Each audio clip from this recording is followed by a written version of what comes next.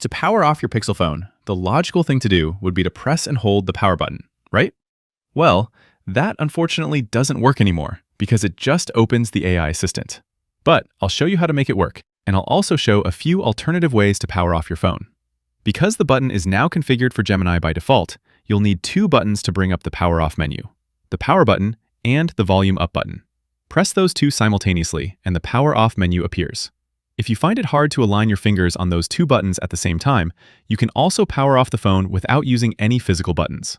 Swipe down from the top right corner to bring up the quick settings, and then swipe down once more to open up the full settings panel. Look in the bottom right corner and you'll see a little power button. Tap that and you'll get the same power off menu.